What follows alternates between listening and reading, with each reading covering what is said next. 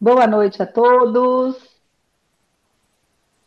sejam bem-vindos à aula inaugural da Rota do Conhecimento de Motricidade Orofacial de 2025, da Sensorial. Primeiro eu queria saber se vocês me escutam bem, se puder fazer um joinha assim, ó, para mim, só para. Ótimo, obrigada, Maria Carmen, muito obrigada por sinalizar, tudo bem? Boa noite. Deixa eu só confirmar se a Paula está aqui com a gente.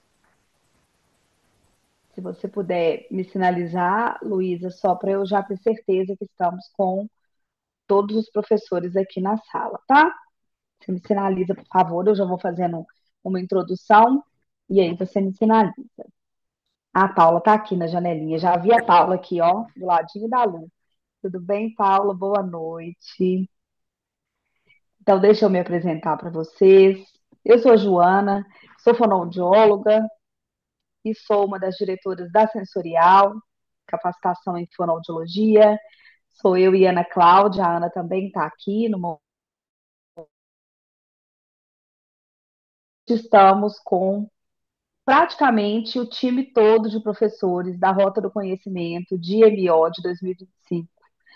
Luciano Lhoa, Paula Toledo, Giovana Diaféria, Viviane Marques e temos a Vanessa Muflon, que está de férias, então não está aqui com a gente por esse motivo muito justificado, né, gente? Então, primeiramente, eu quero agradecer a confiança de todos vocês de estarem aqui para a gente debater. É um momento de debate, de construção e da gente conversar sobre um assunto aí tão relevante, né, nos dias atuais para a motricidade orofacial, onde a gente vai falar das vantagens e das limitações do uso das tecnologias na MO. Eu acredito que as pessoas que estão aqui conosco são profissionais que atuam na MO ou têm interesse em atuar. E eu costumo dizer também que a MO, ela permeia tudo que a gente faz na fonoaudiologia, né, gente? Eu sou especialista em disfagia, trabalho há alguns anos somente com disfagia, mas assim, a gente não tem como fazer disfagia sem fazer MO, né? A gente não consegue dissociar uma coisa da outra. Então, tudo permeia a MO. Então, a gente está muito feliz com a procura e com tantos alunos interessados na temática que a gente trouxe. Antes da gente começar esse bate-papo, eu quero agradecer as professoras que estão com a gente na Rota do Conhecimento, de MO, e a confiança na sensorial, né? Giovana de Afere já é uma professora nossa, referência, e todas são referência na fonoaudiologia. A Paula estreando com a gente, dizer que é uma honra ter a Paula com a gente aqui na Sensorial, né? Ela é uma quem atua, né, com MO, quem nunca estudou e não conhece aí, né, o trabalho em que a Paula desenvolve, a Luciana, é, eu não tenho nem o que dizer, né, a Lu, uma grande amiga, minha referência aí na fonoaudiologia, que foi minha professora e que me ajudou a trilhar todos os passos que eu sigo até hoje. Eu me espelho nela, então não tenho nem o que dizer. E a Vivi, né, Vivi, já uma parceira nossa, uma amiga, e está aí com a gente todas para somar e trazer aí conhecimentos atualizados para a gente e o que tem de mais relevante na motricidade orofacial. Então, agradeço a todas e a Vanessa também, que não está aqui, pela confiança. Antes da gente começar esse debate, eu quero saber, Ana, você quer falar? Querida, boa noite a todos, agradecer também a presença de todos os professores. Queria conhecer um pouquinho mais da turma que está aqui com a gente hoje, que eles contassem, conta para a gente, pessoal, aqui no chat, qual que é a cidade de vocês, estado, e qual que é a área de atuação, só para a gente conhecer um pouquinho sobre a realidade clínica de vocês, de onde vocês vêm. É uma felicidade muito grande para a gente ter aqui na aula hoje pessoas de cada cantinho desse país e saber o quanto a gente consegue alcançar aí através do online ao vivo, reunindo esse time de professores que são feras e que estarão com a gente na rota do conhecimento em motricidade orofacial. Desejo a todos um bom momento, uma boa discussão, aproveitem bastante e boa aula. Obrigada, Ana. E agradeço também a Luísa, que está aqui no suporte, viu, gente, para nos ajudar aí. Nós teremos um momento onde a gente vai abrir para perguntas e a gente quer mesmo que vocês participem com a gente, tá? O objetivo aqui não é a gente aqui, as professoras estão aqui hoje, não é para dar uma aula, é para a gente debater esse assunto. Então, eu queria começar, eu quero pedir a Luciana, a professora Luciana Ulloa, que conte aqui para a gente um pouquinho sobre o que você acha, ô Lu, da, desse momento. Não sei se eu posso dizer que ele é novo, já vem de alguns anos, né?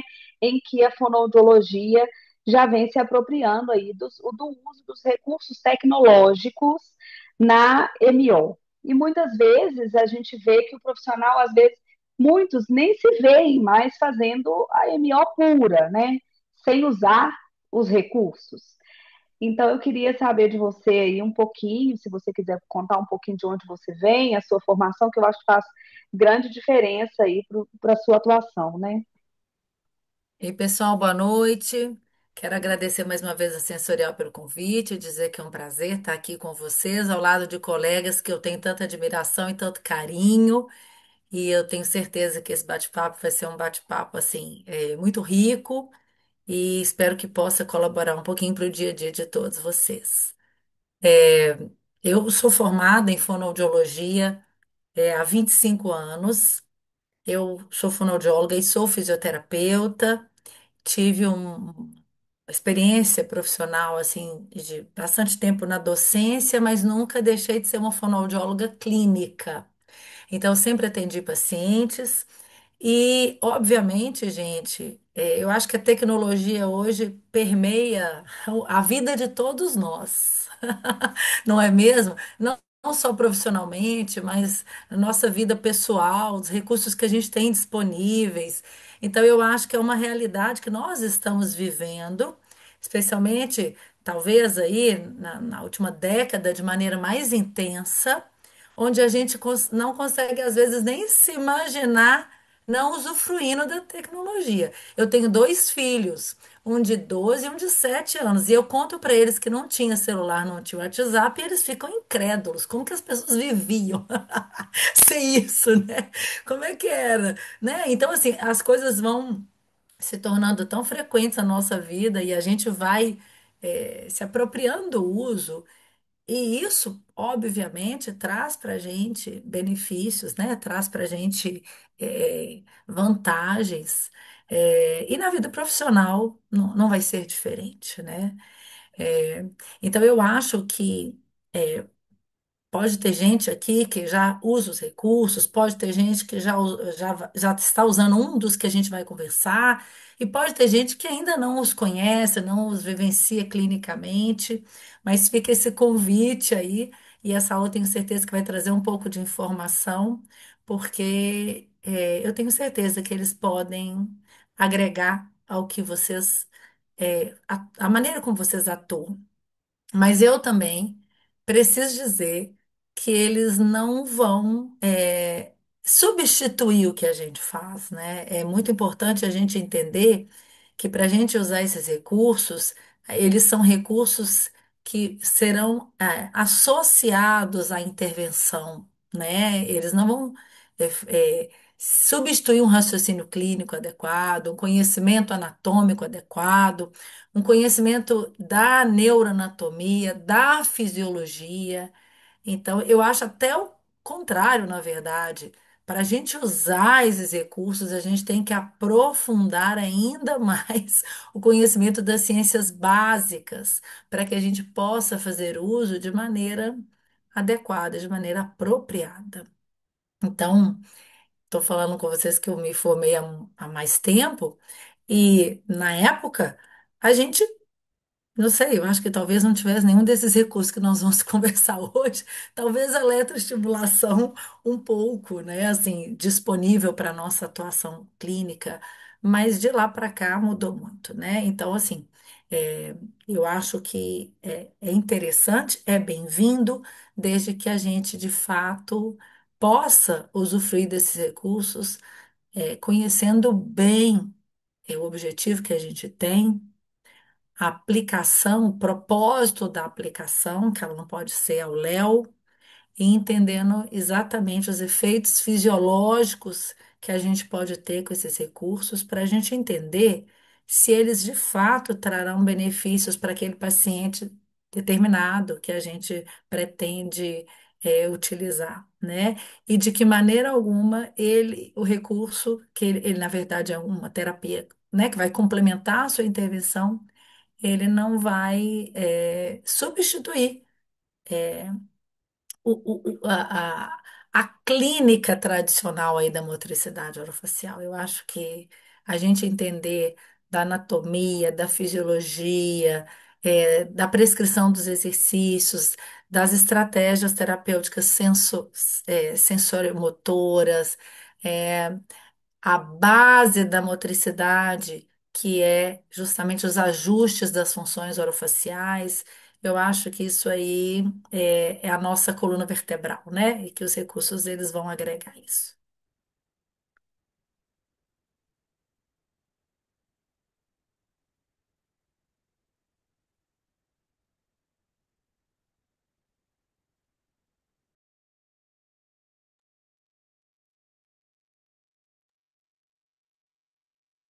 Aí, vocês estão me ouvindo, então, né? Ótimo. Isso aí, Lu. E é isso, né? Os recursos vêm para agregar quem formou aí nos últimos, talvez os últimos, na última década, né? Como a Lu falou, já tinha aí a, a eletro, a fotobio, eu vou deixar, talvez a Vivi consiga mensurar melhor o tempo aí, de quanto tempo, né, que a gente já vem se apropriando e fazendo uso, mas é algo que é mais recente, né? Então, quem formou há menos tempo já domina mais e já conhece, já pode até ter visto na formação, diferente da gente que formou há mais de 20 anos aí, né? Né, Dri? Adriana Clautal aí, né, Dri? A gente formou há algum tempo. Deixa eu só dar um oi para a Josi. Ei, Josi, quanto tempo, bom te ver aqui, viu? Agora eu quero fazer uma pergunta. Eu quero começar perguntando para Giovana. Giovana, ela vai estar na rota com a gente e ela vai dar para a gente, ela vai ministrar o curso. é, Na rota, ela vai abrir a rota do conhecimento em MO, o primeiro curso da Giovana. A Giovana é uma referência para a gente no sono, né? Então, a Giovana vai falar o primeiro curso no dia 23 de agosto, e a Giovana vai falar sobre os distúrbios respiratórios do sono, tanto na criança quanto no adulto. Então, o que eu quero perguntar para a Giovana é o que é a neuromodulação não invasiva, e ela vai falar do uso dessa tecnologia aí, ela vai dizer como que usa isso nessa temática da aula dela na rota, né? Mas eu queria que ela contasse aqui para a gente um pouquinho sobre a neuromodulação não invasiva. Olá a todos, boa noite. Obrigada pelo convite de estar aqui com a Sensorial fazendo essa aula inaugural, né? Falando exatamente esse tema, né, de recursos. E os recursos terapêuticos, eles são para ajudar, né? Eles são coadjuvantes, eles não substituem uma terapia, mas eles vêm para auxiliar, né, com um recurso a mais. Então, é importante que, né, que todos que estejam aqui, né, participando dessa live, saiba que ele jamais vai substituir um tratamento fonoaudiológico, né? É só um recurso a mais. Então, a neuromodulação eu comecei a usar acompanhando a fisioterapia, né, desde 2018, né? E aí depois veio a resolução pelo Conselho Federal de Fonoaudiologia, permitindo o uso dos fonoaudiólogos como esse recurso terapêutico que veio em 2022. Aí foi quando comecei, comprei a máquina, né, da estimulação magnética transcraniana. A gente tem dois métodos de neuromodulação não invasiva. A gente tem um método do uso do magnetismo ou da estimulação transcraniana por corrente contínua, né? Então, tanto para mapear a área cerebral das regiões específicas, né, para reabilitação de áreas afetadas, como, por exemplo, o AVC, as doenças neurológicas como a doença de Parkinson, as ataxias, a doença de Alzheimer. Então, são alterações que acontecem e que a neuromodulação veio né, para auxiliar esses doentes com essas patologias. A neuromodulação não invasiva magnetismo, ela começou a ser usada pela psiquiatria. Então, pacientes que eram refratários a medicações tinham indicação do uso do magnetismo para estimular a área da ansiedade e a área da depressão. Só que eles foram vendo que o magnetismo ele ajudava também a potencializar áreas motoras da fala, áreas motoras da parte física, de membro superior, inferior. Então, começou a ser visto como um recurso, né, também para estimular a área do córtex, né? Então, é uma área mais superficial, não é uma área tão profunda do cérebro, né? Então, é a área que representa a boca, que representa os lábios, é a área que representa a voz, por exemplo, a área que representa o véu palatino. Então, você estimula áreas do córtex, né, que representa essas áreas e ele vai dar uma atividade funcional, né? Então, ele vai ajudar na funcionalidade dos órgãos fonoarticulatórios. Então, esses dois são os recursos, né? O magnetismo, a gente usa uma bobina magnética, ela tem filamentos, tem vários tipos de bobinas, né? Então, uma bobina muito específica, que é a bobina parabólica pequena, né? Que ela tem um tamanho que você encaixa, por exemplo, na laringe, e você consegue fazer estimulação periférica com a bobina. E aí tem as bobinas maiores, que a gente coloca na região cerebral, né, na região de córtex, que representa a área da boca, da faringe, da laringe, e aí você estimula essas áreas dependendo da região que você quer estimular. Então, por exemplo, a afasia, alterações do AVC, por exemplo, com sequelas do AVC, aí você vai ter áreas de Broca para estimular, área de Wernicke, dependendo do que o paciente apresentar. Então, a neuromodulação, ela modula a atividade cerebral por meios de efeitos excitatórios, então você coloca altas frequências, aí você vai estimular a atividade cerebral. E aí você também tem inibitórios. Você faz estímulos inibitórios que diminuem a estimulação neural, como no caso da ansiedade. E aí você pega essa área da ansiedade, por exemplo, pacientes que eu trabalho no Instituto de Sono, pacientes que têm muita ansiedade, né, quando não conseguem dormir, ou que têm insônia por ansiedade, que tem uma alteração cognitivo-comportamental, porque leva problemas para a cama na hora de dormir. E aí se dá medicações para diminuir essa ansiedade do paciente. E muitos dos pacientes vêm procurar neuromodulação porque não quer ficar dependendo do remédio. Então, faz essa estimulação inibitória em uma região que a gente chama de F4, que é essa região bem da curvinha aqui da cabeça, né? Então, essa é a região onde tem ansiedade, o lado direito que a gente estimula. E a da área da depressão é o lado esquerdo, né? Então, é a área da cognição, é a área das funções executivas, né? A área da depressão, então, é o lado esquerdo. Então, dependendo da região, a gente localiza e faz a estimulação ou a inibição, tá? Então, a gente tem uma medida 10-20 para localizar a região do córtex, onde eu quero estimular. E aí faz toda uma medida, a gente tira o limiar motor, né? A menor resposta que o cérebro responde, para aí depois, em cima disso, a gente faz um cálculo, uma soma de quantos pulsos e estímulos eu vou dar por área que eu quero estimular. Então, existem cursos específicos para aprender, para se especializar nessa área, né? Então, é uma área que está crescendo na fonoaudiologia, né? É uma área que eu falo que provavelmente vai ser a era do futuro, né, o magnetismo, porque traz realmente respostas muito favoráveis à área da fonoaudiologia, a gente acelera o processo de fortalecimento, né? Eu, como trabalho muito com ronco e apneia, quando eu coloco a bobina de magnetismo na região cervical, aqui na região do pescoço, da laringe, tonifica essa musculatura mais rápido, né? Porque o contato da bobina com a região do pescoço ou mesmo do cérebro e transforma em corrente elétrica. Então, estimula mais rápido, né, pela corrente elétrica, a funcionalidade, por exemplo, da questão do córtex ou da questão periférica, que você encosta a bobina no pescoço, transforma em corrente elétrica e você tem uma ativação maior das fibras musculares, né? Então, é uma resposta muito rápida que eu observo, e quando eu faço a estimulação, o paciente em 5 sessões já refere diminuição do ronco, por exemplo, da apneia do sono, né? Nossa, que incrível. E nos casos de disfagia, né? Então, os pacientes Parkinson, né?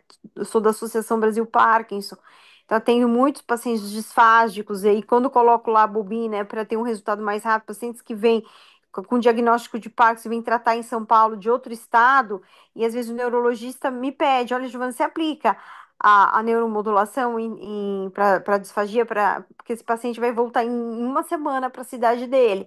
Aí ele faz a estimulação 2 vezes ao dia com a neuromodulação para ajudar a fortalecer e ele bem para a cidade dele. Então, é um recurso que a gente tem, por isso que eu digo, né? É uma era que a gente vai vir que vai crescer muito essa questão do magnetismo. É isso. Muito interessante. E para quem não sabe, essa resolução que Giovana citou é a resolução 650 do Conselho Federal, que foi expedida em 2022, viu, gente? Muito Uhum, interessante. Eu acho que é o mais novo, né? É a tecnologia, eu acho que mais nova que a gente tem hoje na fonoaudiologia, né? Eu acho que é a uhum. neuromodulação. Eu queria saber se outro professor aí tem usado também a neuromodulação. Paula, Vivi, Lu, até algum aluno, se tiver aqui com a gente e quiser Tem comentar, Viviane Marques, acabou de levantar aqui a Uso mão. muito. pode falar, Vivi. Eu uso bastante. E assim, o incrível, né, Giovana, é que a gente, Uhum, assim, uma tecnologia que eu considero, sou teste com a Giovana, que eu acho que é o futuro, é a neuromodulação, e uma tecnologia que a gente já tem muitas evidências científicas. Por exemplo, a respeito do que a Giovana falou de depressão, de ansiedade, o nível de evidência científica é nível A, né? E bem em determinados casos. Então, assim, nós temos guidelines, nós temos, assim, dados muito robustos que respaldam, a nossa prática clínica e que aceleram muito as respostas terapêuticas, né? Então, eu concordo em gênero, número e grau com você, Giovana. uhum, sim. Excelente. Paula, você tem usado, Paula? Não, ainda não uso, não. Não, né? Lu, Não, eu eu acho que uso, não, né, Lu? ainda não. Ainda Assim, não, mas quero aprender, porque realmente eu acho que a gente tem que ir se apropriando aí e compreendendo as É, aplicações, né? uhum, e uhum, eu acho que um cuidado que a gente tem que ter, que eu tenho visto, tenho lido mais sobre a neuromodulação, é que é uma formação longa, né? Ela é extensa. Acho que isso é muito importante também. Ultimamente eu tenho visto cursos mais rápidos. Esse é um cuidado que a gente tem na sensorial. Muita gente pede, né? Vamos fazer, eu posso sair, eu já posso usar. E eu sempre tive esse cuidado, assim, de selecionar. E eu falo, gente, não é um curso ainda, não me sinto confortável para a gente colocar, porque eu acho que é um curso que ele tem que ser, para a gente falar somente da neuromodulação, acho que é um curso que tem que ser de muitas horas, né? Tem todas as medidas, é bem complexo, né? Mas é algo que a gente pensa também. Eu acho que o Agora, mais importante, interrompendo aqui, é que claro, as pessoas elas fazem cursos de neuromodulação, só que elas não conhecem com profundidade neuroanatomofisiologia, não entendem da neurofisiologia, não sabem ver uma neuroimagem, como que a gente planeja, né? Que área cerebral a gente vai estimular se a gente não consegue fazer uma análise da é, neuroimagem. Então, existe um caminho longo de estudo dentro da neurologia, da neurofisiologia, das neurociências, antes da gente pegar o aparelho e sair colocando na cabeça das pessoas. É muito sério a gente respeitar o cérebro do outro. Então, acho que nessa conduta aí você está perfeitíssima, porque é algo que é, preocupa muito, né? De ser é, rápido e sair fazendo por aí, né? O é uma Vivi, preocupação, né? e eu quero aproveitar a fala da Vivi, falando não só da neuromodulação, como de qualquer outro recurso. Por exemplo, como é que eu vou aplicar um laser se eu quero, por exemplo, fazer no trajeto de um nervo? Se eu não sei onde esse nervo está passando, né? Como é que eu vou aplicar? usar um eletrodo na musculatura da eletroestimulação que eu não reconheço a condição anatômica daquele músculo. Então, assim, para qualquer um dos recursos, é o que eu disse, a gente precisa ter um conhecimento, assim, de ciências básicas muito aprofundado, além dos mecanismos do aparelho em si, né? De entender, muitas vezes nós vamos estar conversando de comprimento de onda, de fase, de intensidade de estímulo. Então, assim, é muito importante a gente entender que esses recursos estão disponíveis, mas a gente precisa de usar com muita responsabilidade, com muita capacitação e isso requer da gente tempo, investimento de tempo, investimento financeiro nos equipamentos também, mas é uma responsabilidade grande, porque todos eles também podem ter efeitos colaterais, né? Se forem usados de maneira inadequada. Hum. Exatamente, Lu. É, e aí eu quero colocar agora para Paula. Minha pergunta é a seguinte, Paula. A gente sabe que a tecnologia ela colabora significativamente aí com as terapias miofuncionais, né, orofaciais. E aí eu queria saber de você assim, é, em que momento você acha que deve ser usado a tecnologia? Antes, durante, depois de uma de uma terapia miofuncional? Eu estou falando aqui no geral, né? De uma forma bem genérica, e vou deixar você aprofundar. Bom, é um prazer estar aqui nessa mesa, né? Eu estou assim me deliciando. Acho que eu acho que eu sou a que tem mais experiência, vou dizer assim, né? Eu sou da época dos aparelhos analógicos. Uma vez o meu aparelho de eletroestimulação era enorme e quebrou. Eu fui mandar consertar e o moço falou: Não, professora, não usa mais esse aparelho, não. Então a gente tem assim uma mudança radical em termos de tecnologia a passos enormes. E só que eu concordo muito com o que vocês estão falando, e eu vou usar uma palavra até pesada de banalização da tecnologia, sabe? Eu encontro assim, muita gente. Eu dou bastante aula, assim como todos vocês, a gente está sempre junto com os alunos, e me preocupa muito essa coisa de vou comprar o aparelho, porque o aparelho está disponível. E quando a gente está quando nós vivemos nos grandes centros, a gente tem uma sorte muito grande.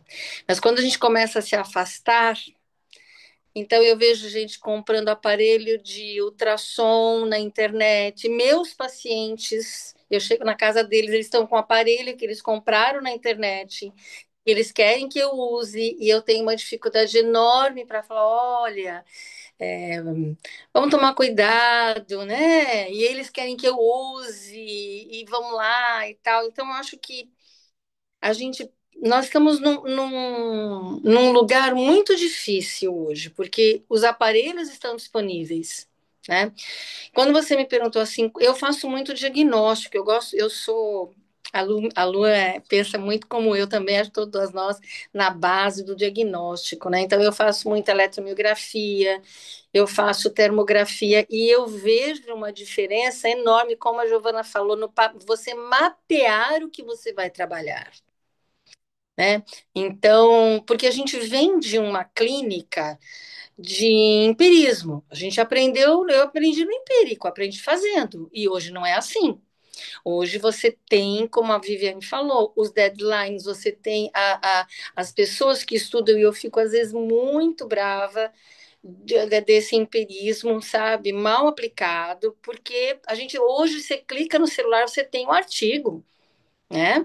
Artigos bons e artigos não tão bons, mas a gente precisa pensar assim, o que que eu vou fazer?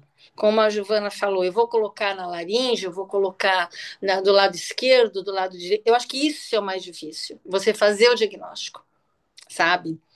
Então, porque a dosimetria, o local, se você tem a base anatômico-fisiológica, você ainda vai. Mas o diagnóstico, eu acabei de fazer uma avaliação de uma paralisia facial tardia e eu fiz a eletromiografia. E aí é impressionante quando você faz o pré, você tem os dados, e aí vão fazer a terapia. Eu fiz a terapia e colhi os dados de novo. E aí ela fala, ah, melhorou, mas eu tenho quantidade. Então, a simetria, ela tem medida. E quando ela tem medida, a gente não gosta de matemática, né? Mas a matemática nunca vai deixar a vida da gente. Então, você vai direto ao ponto e você tem como mostrar a eficácia do seu trabalho, a eficiência do seu trabalho com os números. Então, eu uso muito no diagnóstico com a eletromiografia, com a termografia. Não é difícil. É difícil você aprender o mecanismo de mapear, você dominar. Agora, se eu, que estou formada há 50 anos, consigo dominar, eu imagino os jovens, né? Que pega lá e vai, que vai, que vai. Então, a gente tem que e não pode deixar de se atualizar. Não pode. Então, assim, eu vou fazer um curso, faça. Eu sempre falei. Então, façam quantos cursos tiverem disponíveis, né? De preferência os nossos. Mas, assim, a gente tem que sempre estar em busca, né? Eu pretendo fazer esse ano de neuromodulação. É que não dá tempo da gente fazer tudo, não é? Mas gostaria de ver, gostaria de entender, já conversei com a Giovana, já trabalhei bastante, mas a gente precisa fazer, saber utilizar. E outra coisa que eu acho importante, o paciente, dependendo do local que você está, hoje, por exemplo, eu estou a 70 quilômetros de São Paulo. Eu não tenho a disponibilidade que eu tinha na minha clínica, que eu tenho na minha clínica em São Paulo. Eles moram em sítio, não é? Eles moram em localidades que às vezes não tem nem internet, tá? Então, como é que eu vou? Como é que eu atendo meu paciente?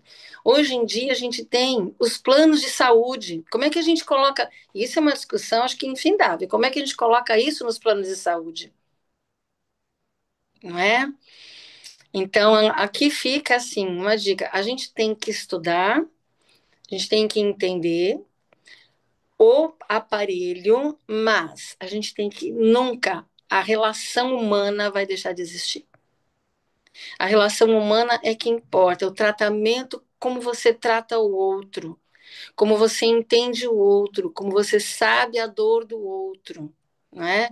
E aí a gente busca essa resposta utilizando também a tecnologia. Eu acho que é um pouco disso que a gente não pode perder, né? A gente tem que deixar sempre essa essa relação do outro, não tratar a doença, tratar o ser humano, está se perdendo um pouco isso, né? E às vezes a gente usa uma eletroestimulação para um paciente e não usa no outro. E tudo bem, não é? Precisa ver em como é que vai sair, como é que vai entrar, como é que é colocado. O material é caro. Eu costumo brincar o seguinte: levo o meu carro, mas não levo o que tem no porta-mala do carro. Porque tem tudo. Eu sou, assim, 100% tecnológica. Eu estou com dois computadores aqui, um iPhone, que se não der certo, um pega no outro, porque assim a gente não vive sem. Porém, eu me preocupa muito, sabe? Eu vou fazer laser. Tá, faz o laser. Tá, mas não é o laser que vai resolver, gente. É a tua mão que está segurando o laser, né? Acho que é um pouquinho disso que a gente está discutindo e vendo. Exatamente, é esse cuidado, né? E aprimorar, buscar o conhecimento. Eu falo que, gente, se você formou há 5, 10 anos e você ainda usa o mesmo conhecimento que você adquiriu lá na graduação, é a mesma coisa que você está fazendo, repensa. Repensa, porque não tem jeito. A nossa ciência, eu escuto muito aluno, a nossa ciência está evoluindo demais, né? tem evoluído muito. A gente vê nos congressos, a gente vê pelo Congresso. Só a estrutura do Congresso e a forma como o Congresso acontece hoje, o Congresso fala de futuro, o Congresso fala de tecnologia, o Congresso fala de inteligência artificial. Ou seja, se a gente não acompanhar a evolução da nossa ciência, a gente fica para trás. Então, eu sempre falo isso: se você usa a mesma coisa que você aprendeu na sua formação, você está atrasado, está fazendo alguma coisa que não cabe. E vocês imaginem ouvir a Paula falando na rota sobre teoria e prática na paralisia facial. Gente, vai ser incrível, né?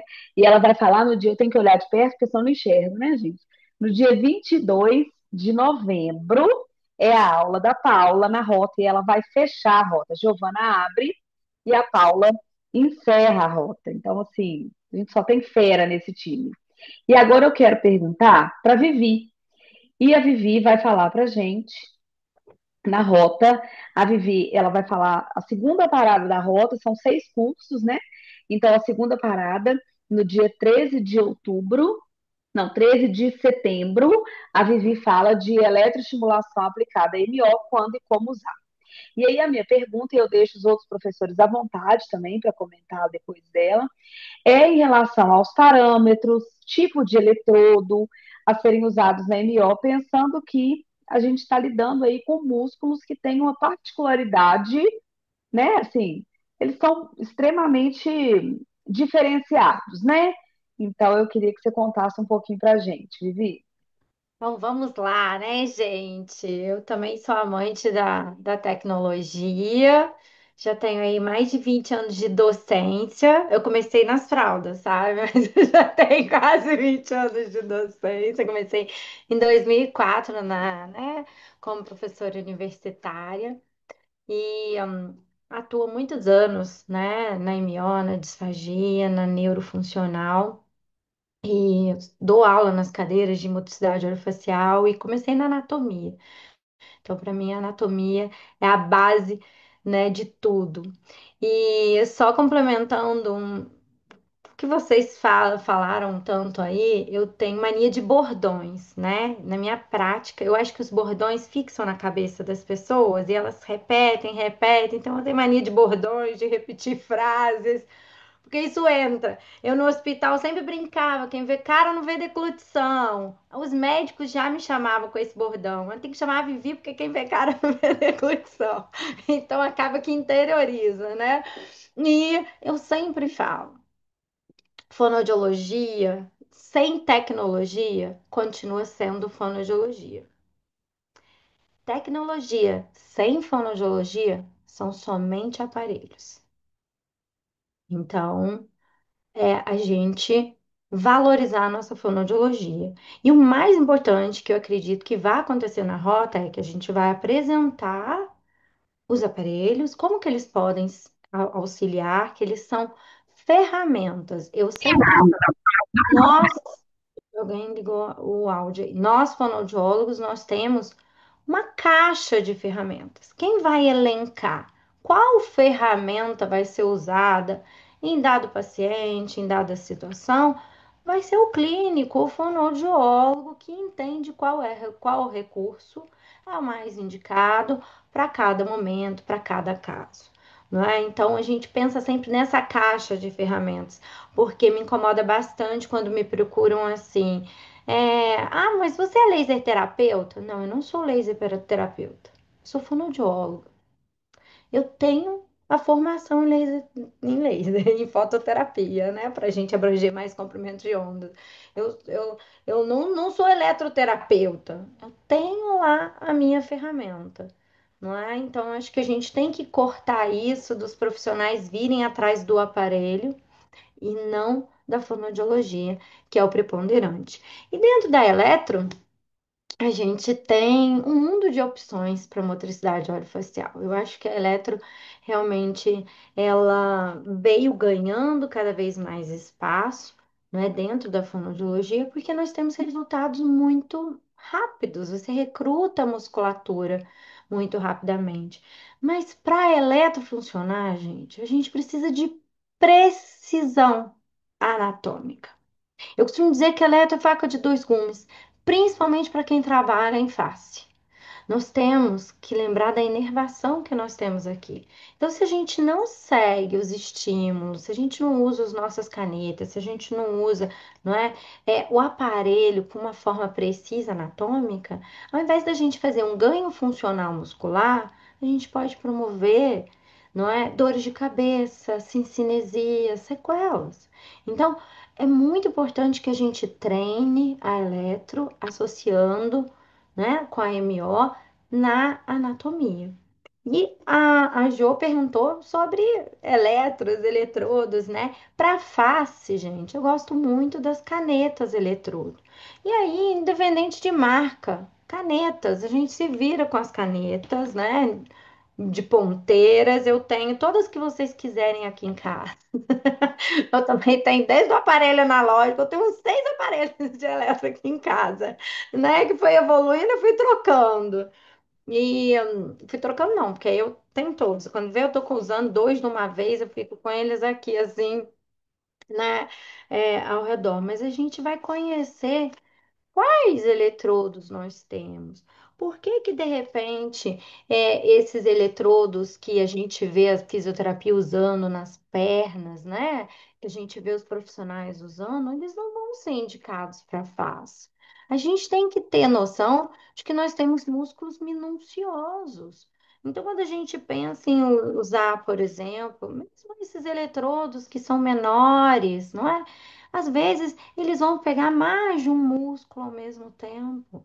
Então é importante que eu busque individualizar o estímulo, que eu alcance certinho o músculo que eu quero. Quando vocês fazem, por exemplo, eu vou colocar em duas posições na minha língua o eletrodo, só para vocês perceberem a diferença.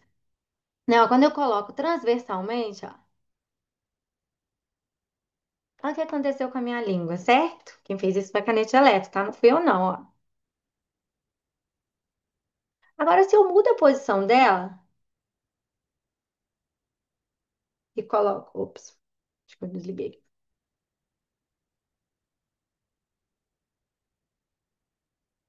E coloco nessa posição, o que que acontece? Eu tenho um movimento completamente diferente, não é? Por quê? É anatomia. E o estímulo elétrico é carreado 4 vezes melhor quando você respeita o direcionamento da fibra. Então, se eu coloco transversalmente, eu tenho esse movimento porque eu peguei o quê? Os músculos centrais da língua, os transversais, o vertical. Quando eu coloco na ponta, eu pego principalmente quem? O longitudinal superior, não é? Então, eu pego nessa direção. O estímulo elétrico, ele está sendo carreado em toda a língua? Óbvio que sim, mas ele está 4 vezes mais sendo direcionado para a fibra muscular que eu posicionei. Então, se eu quero trabalhar, por exemplo, ponta de língua, né? Se eu quero trabalhar a ejeção do alimento, eu vou buscar mais essa posição anatômica. Se eu quero ganhar força, tirar aquele recheio, né? Então, eu posso usar mais a lateral de língua.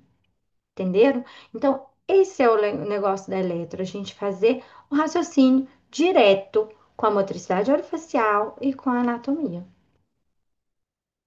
Respondi, Ju? Respondeu demais. E aqui, olha só o que a Vivi traz para gente. Ela aqui a gente pode pensar no uso, né? Ela já explicou. A caneta ela é mais precisa, né? Ela é precisa ali, se a gente tiver o conhecimento da anatomia, obviamente. Mas a gente pode usar para fala, né? Para deglutição e tem diversas aplicabilidades na MO, né? Lembrando sempre Pro ronco. para o ronco. Lembrando que não substitui de jeito nenhum a motricidade, a base da MO, né? Não é fazer a eletro que vai melhorar o ceceio, que vai resolver o ceceio, ou que vai fazer o paciente deixar de ter o ronco, não é isso, né? Mas é um conjunto aí. Mais alguém quer comentar, Lu? Jô, eu queria comentar uma coisa que a gente vivencia no dia a dia, que eu acho que é interessante a gente compartilhar. Muitas vezes esses recursos, eles aceleram os resultados que a gente almeja, e isso é muito bom. né, para a gente como terapeuta, para os nossos pacientes. Então, eu sempre vejo os recursos como um potencializador de resultado, especialmente na questão do tempo das intervenções. Então, eu acho que isso é muito válido, né? Geralmente os recursos, eles são investimentos mais altos mesmo, e a gente tem que se programar financeiramente para adquiri-los, né? Então, assim, a tendência é que com o tempo esses recursos vão se tornando mais acessíveis, né? Mas os mais novos geralmente são investimento mais alto. Mas, por exemplo, vejo, por exemplo, assim, um tempo que às vezes a gente vivenciava na paralisia facial. Vou dar um exemplo da paralisia facial, uma fase flácida, numa lesão, né, periférica aí do nervo facial, e depois que a gente pode usar fotobiomodulação, dependendo dessa lesão e do estímulo que a gente consegue fazer, esse tempo de fase flácida tende a ser menor. Por quê? Porque a gente sabe, por exemplo, que essa fotobiomodulação pode estimular essa cicatrização do nervo, né? Então, assim, a questão do tempo é muito interessante da gente ver, né? Se a gente pensar no ronco, os exercícios, eles vão, obviamente, ter o seu efeito, mas se a gente associar o exercício, né, aos outros recursos, a gente vai ter um resultado que vem com menos tempo. E isso significa melhores resultados para o terapeuta e também melhores resultados para aquela família, para aquele paciente. Então, eu acho que agrega muito valor. Além disso, as pessoas valorizam as tecnologias hoje, não é? Eu estou atendendo uma menininha de 10 anos e ela teve paralisia facial e a gente usou laser, e aí o pai dela falou assim comigo: Nossa, esse laser é muito bom, né? Porque esse laser, aí teve um dia que eu falei assim com ele, muito tranquilo, eu falei, não, mas espera aí. Não é o laser que faz esse trabalho sozinho, não, né? Porque ele ficou assim, muito impressionado com a questão da tecnologia. Então, ele falou assim: esse laser. Eu falei: olha, esse laser para ser aplicado tem que saber onde, como, quando. Tem alguém ir atrás do laser. Então, assim, mas a gente vê, estou dando esse exemplo, não é uma crítica a ele, mas a gente vê que a tecnologia também, as pessoas reconhecem, né? Tipo assim, isso agrega a sua intervenção, né?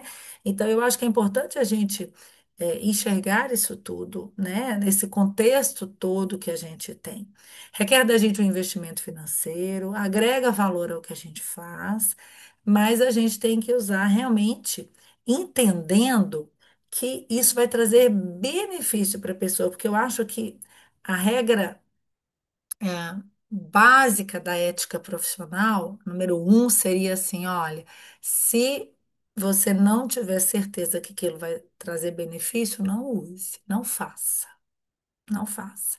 Então, eu acho que isso também se aplica à tecnologia. Exatamente, Lu. E quando a gente planejou a rota do conhecimento em MO, a gente pensou na base da motricidade e a gente pensou, claro, que no uso dos recursos, das tecnologias, porque a gente sabe que isso hoje tem, como a Lu falou, ele agrega ao atendimento, né? E acelera, potencializa o resultado quando bem usado. Né? E aproveitando que a Lu acabou de falar, eu quero contar para vocês, a Lu vai estar com a gente na rota em 2 cursos, e aí ela fala na terceira parada, nos dias 7 e 9 de setembro. Aí ela vai falar de protocolos de avaliação da anquiloglossia. Daqui a pouco eu vou pedir para ela falar um pouquinho aqui dessa temática, mesmo que não esteja relacionada aos recursos, porque é uma procura grande que a gente tem. E depois, gente, ela vai falar, esse curso eu acho fantástico, que é a fisiologia do exercício aplicado a MO, né, gente? Então, assim, eu falo que todo mundo que faz esse curso nunca mais vai prescrever 3 de 10. Nunca mais. Ninguém vai prescrever 3 séries de 10. É inadmissível isso, né? Então, a gente precisa saber da fisiologia do exercício. E a Lu por todo o conhecimento que ela tem, eu acho que a base da fisioterapia, né, ela ajuda muito, né, porque a fonoaudiologia, para evoluir na fisiologia, ela usou muito da fisioterapia, do conhecimento e do avanço que a fisioterapia já tinha. Então, a Lu vai falar para a gente nesses dois cursos, e depois a gente tem a Vanessa Buffron, que não está aqui, que vai falar da fotobiomodulação aplicada em MIO. Então, é uma rota que está super completa. Agora, eu queria perguntar para a Giovana, eu queria que você falasse para a gente, Giovana, em relação aos benefícios da neuromodulação não invasiva, se você puder falar mais especificamente na temática sua da aula, que é dos distúrbios respiratórios do sono, o que que você tem observado, se tem agregado, o que que você tem visto de resultado? E eu acho, se você puder comentar, é uma tecnologia hoje bem menos acessível, né? Eu não faço nem ideia do que seja de custo, de investimento, mas eu acho que é bem menos acessível e isso está mais ligado muito à pesquisa ainda. O que que você É, me diz? É, então, é como ela disse, né? O nível A de evidência está para psiquiatria, para ansiedade e depressão, né? E ainda está nível B. Então, o nível B o que que significa? Que ele pode trazer um benefício, né? Então, a certeza mesmo a gente vai ter quando tem nível A de evidência. Então, tem estudos clínicos mostrando o benefício, né? Que traz a neuromodulação, na questão de reduzir o tempo de terapia, né? O que mais as pessoas querem é tempo reduzido. Então, o fortalecimento da musculatura, ativação da fibra muscular, você tem mais rápido. Nos casos de voz que eu tenho aplicado muito com cantores, por exemplo, que tem fenda, que tem alguma alteração, de fechamento glótico, e aí eu tenho aplicado porque às vezes o professor de canto não consegue, não alcança uma melhora tão rápida, né? Então, em questão de você vai fechar uma fenda de uma pessoa que canta, você leva de 3 a 4 meses, né? E uma neuromodulação você vai levar um mês, 5 sessões, 4 sessões. Então, isso reduz o tempo de terapia, né? Então, esse é um dos benefícios. Sempre a neuromodulação ela tem que estar associada com a terapia fonoaudiológica. Então, se você só aplicar o aparelho por aplicar, você não tem um efeito que potencializa o uso, né? Então, você estimula, por exemplo, o cérebro ali, você dá mais atividade cerebral, mas você tem que conduzir aquele cérebro a fazer um treino correto. Então, por exemplo, Parkinson que tem uma voz mais baixa, né? Eu faço exercícios de Lee Silverman, de método Lee Silverman, junto com a neuromodulação. Por quê? Para o cérebro aprender aquele ato motor de fala adequado, né?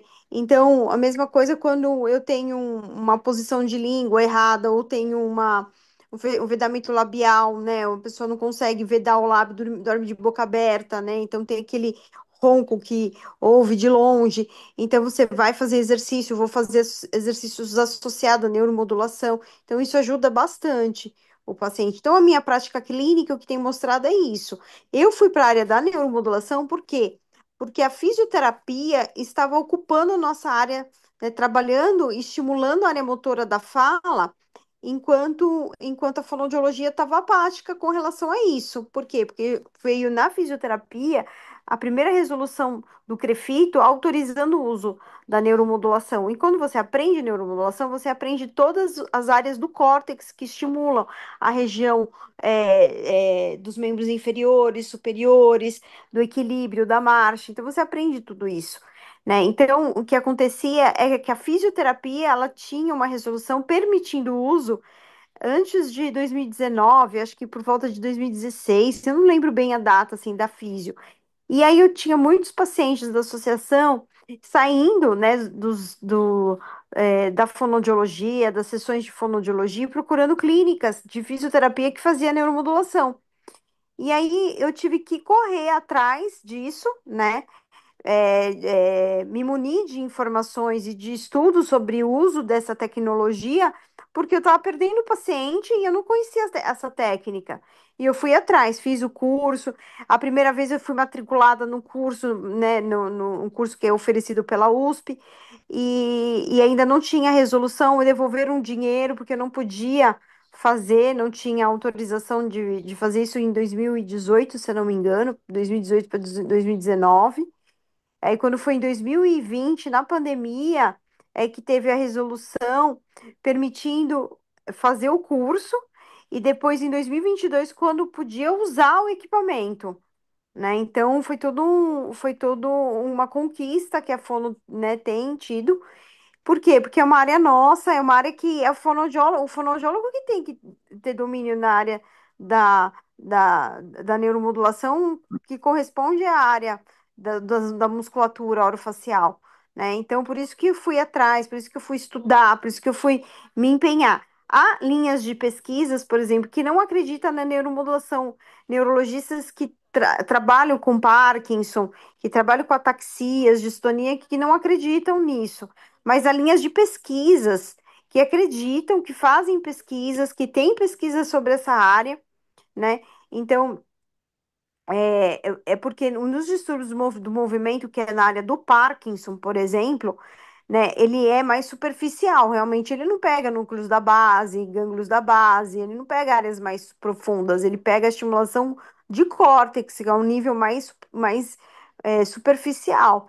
Então, eu não critico a linha de neurologistas que não apoiam, né, mas eu compreendo as duas linhas de estudo, né? Por isso que a gente tem que fazer mais estudos. O meu pós-doutorado é nesse tema da neuromodulação, né? Usando a bobina de magnetismo. Existe a de corrente contínua, que são dois eletrodos que você coloca na área que você quer ativar, e na área contralateral para você fechar a corrente, que é o polo negativo.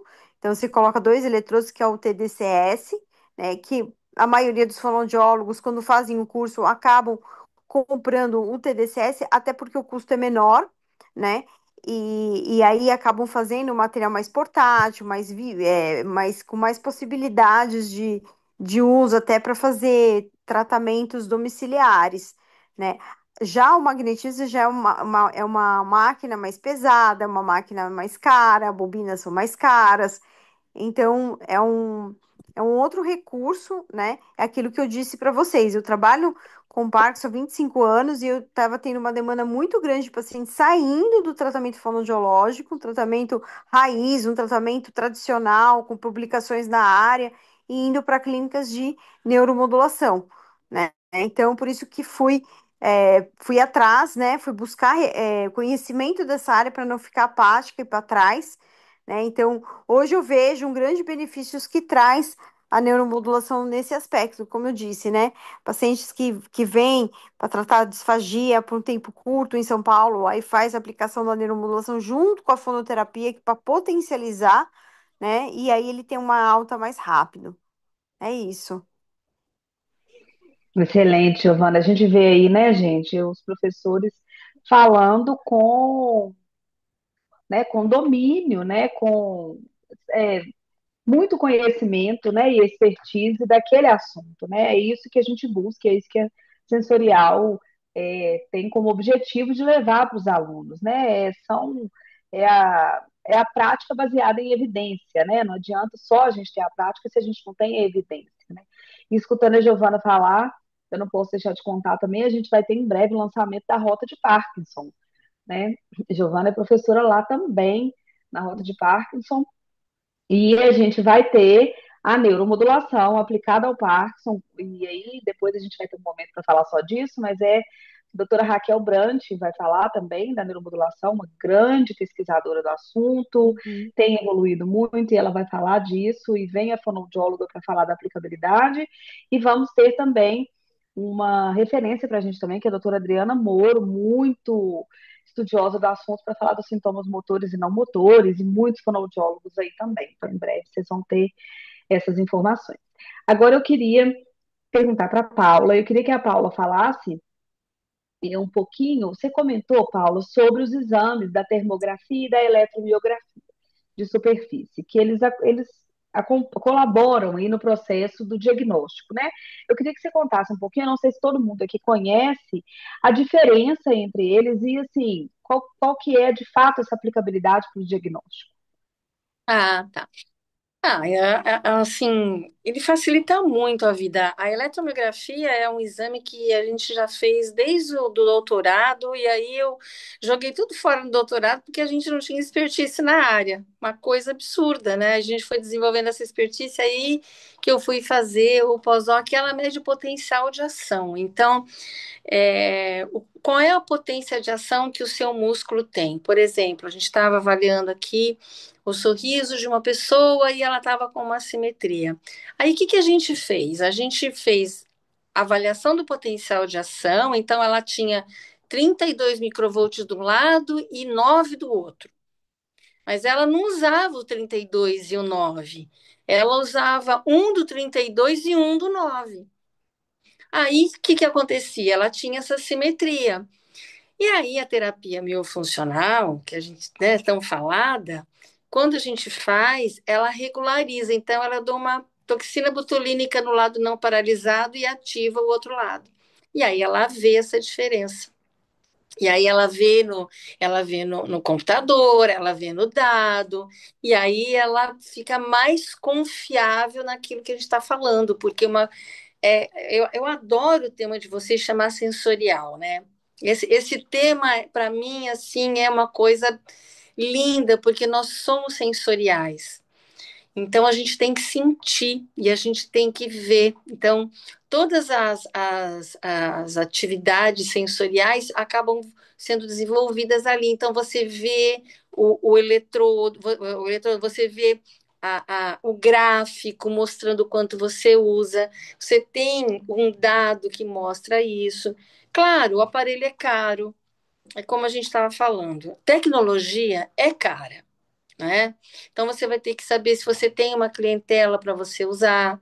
Então não adianta fazer o curso e depois você não ter aplicabilidade disso no seu consultório, na sua prática clínica. Claro que é muito bacana, mas você tem que ter um computador específico para isso, você tem que ter o aparelho, que o meu aparelho era grande, hoje é pequenininho, os eletrodos que você tem que comprar, porque eles estragam com muita facilidade, se você deixar no carro, o calor. Então, é um investimento caro e você tem que cobrar por isso. A gente também tem que saber que isso está embutido não, eu vou fazer, não.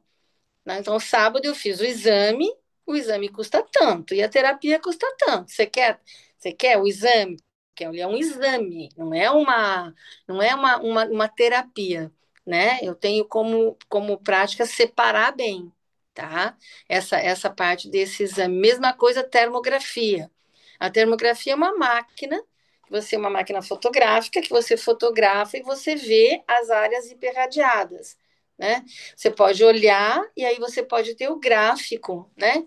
Que ele te mostra, que você faz a continha lá e ele te dá quanto é que está mais irradiada ou menos irradiada. Também dá para a gente fazer. Então, e agora tem inteligência artificial que faz a avaliação da termografia. Então, gente, é assim, onde nós estamos? Nós estamos no mundo tecnológico, tá? Não tem como. A gente faz é, tudo através da tecnologia. Você faz um bom diagnóstico e aplica o teu conhecimento anatomofisiológico, né? Eu não sou, eu às vezes falo que eu não sou fonoaudióloga, eu sou fisiologista, anatomista, né? A Viviane também e a Luciana também.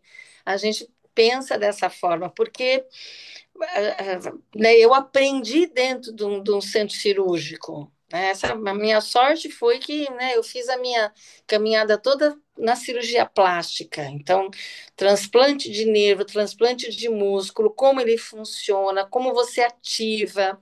Eu acho que isso faz muita falta na fonoaudiologia. A gente saber como é que você ativa, como é que você faz, por exemplo, a neuromodulação, aí a Giovana pode até me corrigir, você pode estimular o nervo vago, e aí ele vai, né, Giovana, e vai organizando um monte de coisa.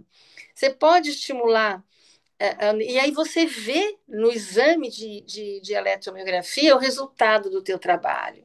Então, acho que isso e a eletromiografia, ela está muito, a gente tem deadlines nível A. Então, não é colocar o eletrodo que a gente quer, a gente já tem tudo, está tudo publicado. né? Foi um árduo trabalho. A gente tem os cabelos brancos porque a gente não vai para a praia, a gente só estuda, porque a gente vai construindo tudo isso e vai errando, viu?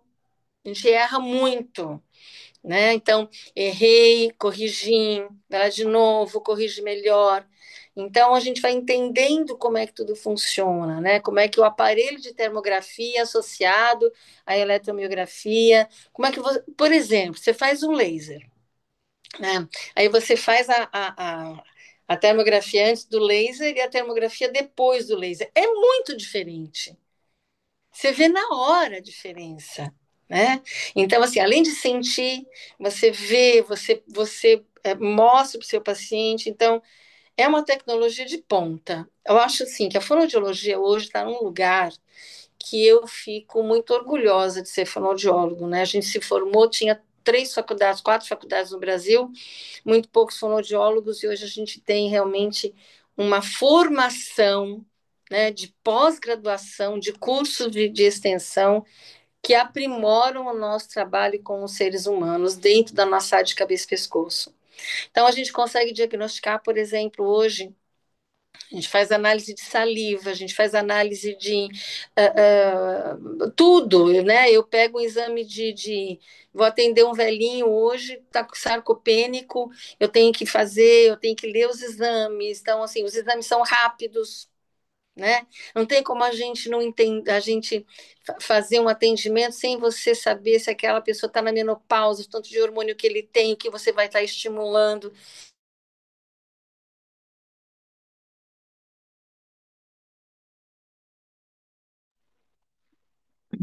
Acho que a Paula travou um pouquinho. Vamos ver se volta. Travei? Voltou? Travou. Pode falar. A boca é por onde tudo começa. Aí, estamos ouvindo. A boca é onde tudo começa. Se a gente não tiver uma boca boa, o resto não funciona.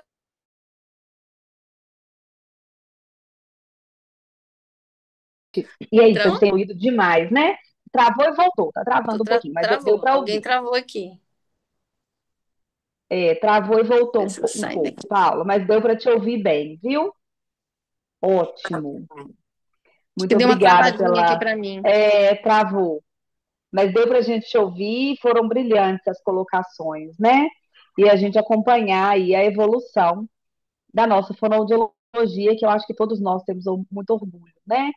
E estamos aí nós somos 65 mil fonoaudiólogos no Brasil, chegando aí, acho que a previsão para esse ano é para a gente chegar mais de 70 e passar desse número, né? Então, somos muitos fonoaudiólogos, né? Então é isso, estamos crescendo demais. Eu queria agora fazer uma pergunta para a Vivi, mas antes eu quero só colocar para vocês e já vou abrir para as perguntas, tá, gente?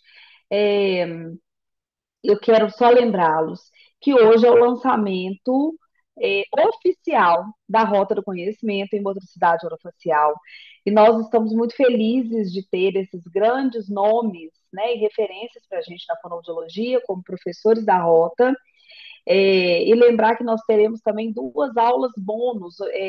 A Paula fez um comentário e a gente considera muito importante que o fonoaudiólogo saiba como se posicionar no mercado de trabalho. Então, tem essa aula bônus e como valorizar em termos tanto da valorização financeira como a valorização pessoal também, como valorizar o seu trabalho. Então, a gente vai ter esses 2 módulos bônus para quem é da rota. E lembrando que os 15 primeiros inscritos vão receber um kit da Sensorial, que é um kit lindo. Eu não sei se a Ana tem para mostrar, eu não tenho ele aqui, mas é uma garrafinha. Tem lá no nosso Insta também, é uma garrafinha térmica, uma Eu estou ecobag, um mostrando aqui, né, caderninho, Joana? uma Você não está caneta. vendo a tela? Ah, tá, tô vendo. Isso aí. Isso. Que os 15 primeiros vão receber esse kit em casa, é um kit lindo, viu, gente? E são só para os 15 primeiros inscritos. Agora eu quero perguntar para a Vivi o seguinte, Vivi, eu queria saber em relação à importância dos parâmetros da Eletro, né, nessa aplicação AMO. Então, vamos lá. Eu sou sempre, quando eu dei aula de fotobiomodulação, eu bati muito também na questão dos parâmetros, porque a gente tem que parar de fugir de protocolos fechados, de ficar preso em protocolos fechados, certo?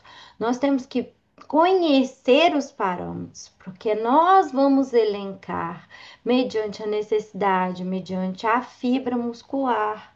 Então, essa coisa de que a gente coloca tudo igual no aparelho não dá certo. Anos atrás, quando a Eletro começou, o primeiro contato que eu tive, tem muito tempo, tá, gente? Eu não vou parar de falar de anos, porque esse negócio não pega bem. Mas, assim, há muito tempo, quando eu vi o aparelho pela primeira vez, né? O aparelho, ele vinha já setado a frequência, sabe? Então, era uma frequência de 80 Hz, ou seja, está no meio do caminho entre a contração muscular e o início da analgesia. Era ele setado ali, a duração de pulso setada, e você só colocava. Então, é, nós temos o recrutamento da musculatura diferenciado dependendo da frequência. Por exemplo, nós já temos, já pensando em contração muscular, descrito na literatura, quando nós temos fibras vermelhas, fibras de resistência, como por exemplo o orbicular da boca, a gente tem um melhor recrutamento dessas fibras com 35 Hz. Quando a gente está pensando em fibras brancas, a gente pensa em 65. Então, assim, a gente vai saber que o parâmetro ele vai me ajudar a relaxar a musculatura, o parâmetro vai me ajudar a contrair a musculatura ou a fazer analgesia. São os parâmetros que vão me dar os efeitos biológicos que eu espero. E o mais importante é eu adaptar para o tamanho do músculo de cada paciente. Não posso pôr uma amplitude fixa. Alguns pacientes vão ter a contração muscular com uma amplitude, não é? O tamanho do músculo vai interferir. A forma com que a gente coloca os eletrodos, quanto maior a distância, quando eu uso, por exemplo, eletrodos de tamanhos diferentes, não é? O que que acontece com isso? Então, existem muitas variações e que são importantes, porque quem tem que setar os parâmetros é o fonoaudiólogo, mas sem protocolos fechados. Fugir disso. Quando iniciou os protocolos, eles simplesmente usavam os protocolos replicados do que se usava na perna, na face. Imagina a dor, porque você exagera na estimulação. Então, quando a gente escolhe a duração do pulso na eletroterapia, e eu escolho começar pelo mais baixo, eu estou primando pelo conforto. E é importante que o paciente seja estimulado, mas que ele tenha conforto clínico. E sempre que alguém fala assim, ah, mas eletro dói um pouquinho mesmo, né? Não, gente. Dor significa equívoco terapêutico. Não é para promover dor, é para ser preciso, ter conforto e ter uma resposta motora adequada. Mas essas respostas vão depender do parâmetro escolhido, certo? E é esse raciocínio clínico que eu espero trabalhar com vocês. Excelente, Vivi. E agora eu vou passar, vou fazer uma última pergunta para a Lu e vou abrir aqui para as perguntinhas, que a gente já vai chegando à parte mais final. Eu queria, Lu, que você falasse para a gente em relação a esse curso que você vai falar, que você vai ministrar, sobre a anquiloglossia. É uma procura que a gente tem tido, né? E a gente vê aí que não é somente o fonoaudiólogo que faz, mas eu queria que você contasse um pouquinho assim, do diferencial, né? O que que você vê hoje, o porquê que isso tem que ser da fonoaudiologia, um conhecimento. Por que que o fonoaudiólogo tem que buscar o aprimoramento em relação a isso? Porque muitas vezes ele acha, não, eu já sei, né? Eu aplico um protocolo, tem alguns, né? E dali eu já faço a indicação ou não de uma frenotomia. Eu não tenho dúvida que todo mundo aqui que é estudante ou já atua na fonoaudiologia, mesmo que não seja na motricidade, Tenho ouvido nos últimos anos muito sobre anquiloglossia, né, gente? E a gente precisa entender, às vezes alguns assuntos vêm à tona de uma maneira mais intensa e tudo depende, obviamente, de uma avaliação adequada, né? Então, esse curso que a gente vai abordar, anquiloglossia, ela vai abordar desde a avaliação em bebês até a avaliação em adultos. Por quê? Porque no primeiro momento pode parecer, quando a gente está falando de anquiloglossia, que a gente vai falar de amamentação, né? Que talvez seja o assunto aí que está mais em voga, mas na verdade a gente tem os impactos que a anquiloglossia pode trazer ao longo de todo o ciclo de vida das pessoas. Então, assim, eu posso ter pessoas que têm prejuízos na fala por causa da anquiloglossia. Eu posso ter pessoas que têm prejuízo no crescimento crâniofacial. Eu posso ter pessoas que têm dificuldades em relação à oclusão, em relação à alimentação. Então, é um assunto, gente, que permeia muito a motricidade orofacial de maneira geral, o ronco e a apneia, né, Giovana? Então, a gente ainda precisa aprimorar esse olhar, porque é muito ainda frequente esses pacientes estarem em terapia fonoaudiológica e não terem sido avaliados em relação ao freno lingual. Então, quantas vezes aqui no dia a dia eu tenho crianças que são avaliadas e a gente vai ver uma anquiloglossia, às vezes até muito impactante, que a mãe fala, olha, fez fono, tá fazendo fono, tem tanto tempo, e a gente não sabia, né? Então, eu brinco assim, a gente precisa conhecer a cavidade oral, conhecer as estruturas orofaciais e também o freno. E por ser esse assunto um assunto que veio à tona com mais intensidade nos últimos anos, muitas formações não contemplavam esse conhecimento. Então, eu acho que é importante a gente se atualizar. E eu acho que não podemos ter um raciocínio simplista de achar, eu vou pegar um protocolo e vou seguir esse protocolo, porque você vai se dar mal se você fizer isso. Porque não é só. Eu brinco assim, a gente só enxerga aquilo que a gente tem conhecimento prévio, gente. Então, eu vou dar um exemplo em voz. Se eu não atuo em voz, e eu vejo e tem uma pessoa disfônica falando, eu não vou ter a percepção das características vocais dela, porque é um conhecimento raso que eu tenho. Agora, se o especialista em voz ouvir aquela voz, ele vai falar: olha, pode ser que ela tenha isso, que tenha fenda, a voz é assim, tem essa característica. Eu vou fazer, hã? Porque o meu conhecimento naquele assunto é raso, então eu vou enxergar pouco em relação àquilo. E aí, a mesma coisa que eu falo em relação a qualquer conhecimento. Se você conhece aquilo profundamente, você vai ter um olhar e uma visão de muito mais detalhes a respeito disso. E essa é a proposta do curso. Falar sobre função de língua, né? Avaliar, a gente vai conseguir conversar sobre o que é esperado em relação à movimentação, padrões de normalidade de movimento e de funções em relação às funções da língua. E, obviamente, a gente vai conversar nos bebês, nas crianças, nos adultos, o que é esperado.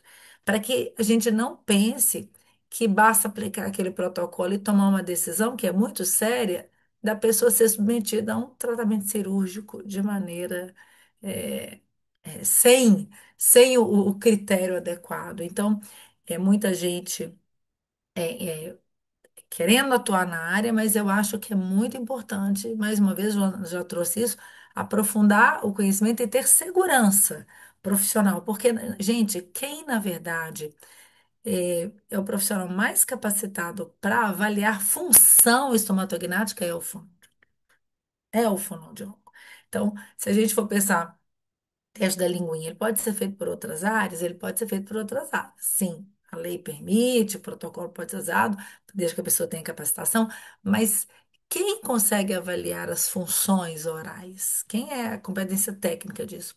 É o fonoaudiólogo. Então, eu acho que a gente tem que, igual a Giovana falou, a gente tem que tomar conta do que é nosso, assim, né? E eu acho que no freio lingual também a gente precisa tomar conta do que é nosso, mas a gente precisa ser capaz de ocupar esse espaço com muito conhecimento e segurança no que a gente está fazendo, para mais uma vez não banalizar isso.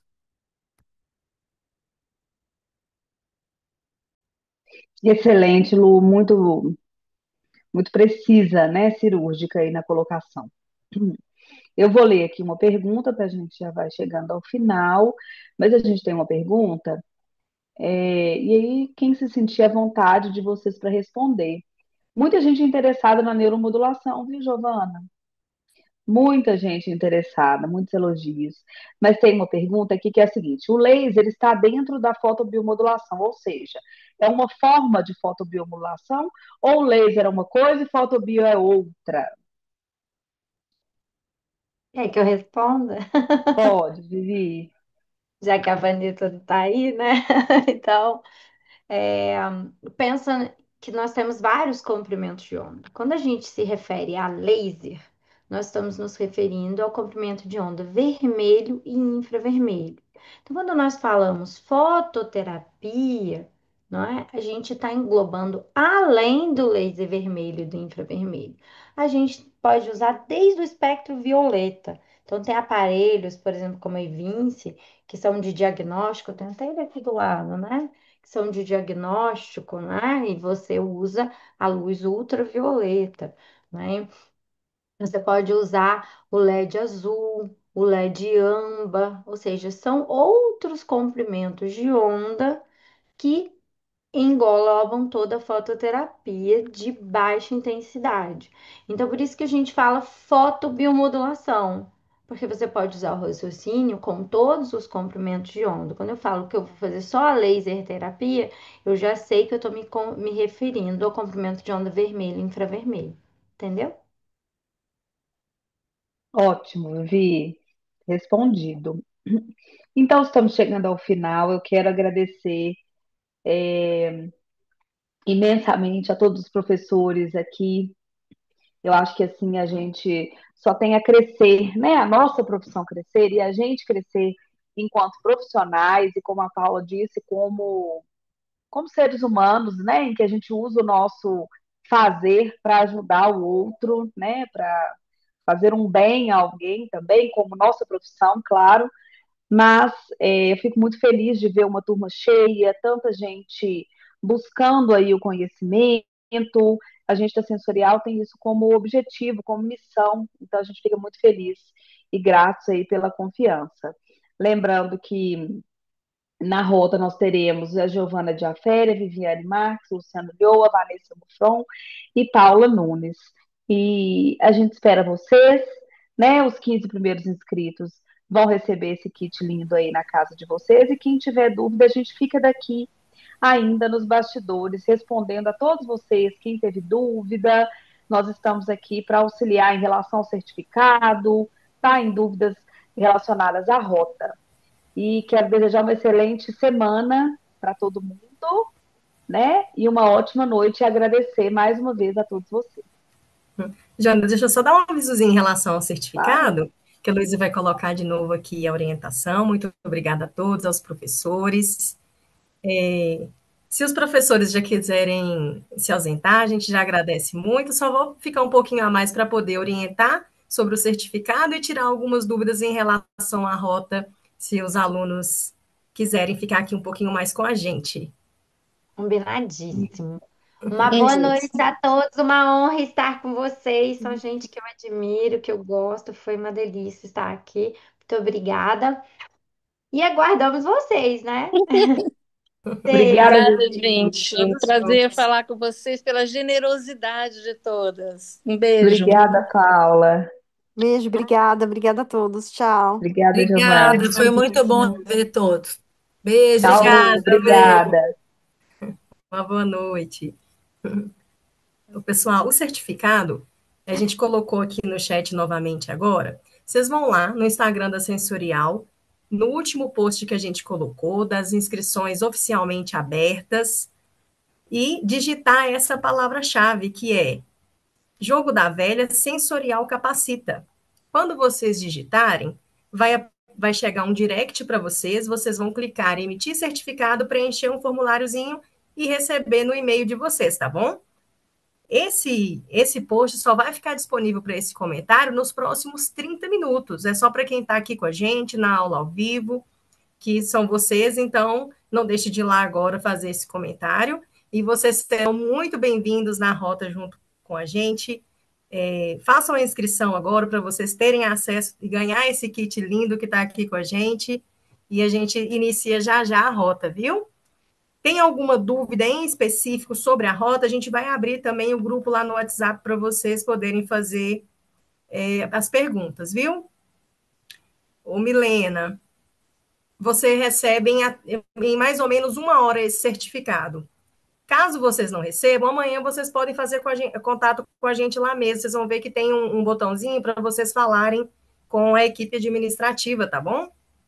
Aí pode ficar tranquilo que todo mundo que digitou lá essa hashtag, se por um acaso não receber, às vezes vai para o spam, a gente resolve ponto a ponto com cada um de vocês. Deixa eu ver aqui no chat. Vou colocar o link para vocês da rota aqui agora. Só um segundinho. Ana, o pessoal tá pedindo a programação. Pessoal, eu postei aí para vocês no chat, tem também na página da Sensorial, e eu vou compartilhar aqui mais uma vez para vocês na tela, tá bom? Ótimo. Ó, eu estou colocando aqui agora o link da inscrição. Vocês podem optar por pagamento no cartão de crédito ou pagamento no boleto parcelado. Lembrando que as opções de boleto parcelado, pessoal, elas são limitadas. Então, se você já sabe que vai fazer a rota, já faz a inscrição, emite o boleto e um novo boleto é gerado para você a cada mês nesse mesmo período, viu? Ô, Flávia, você precisa digitar hoje essa palavra-chave lá no Instagram, tá bom?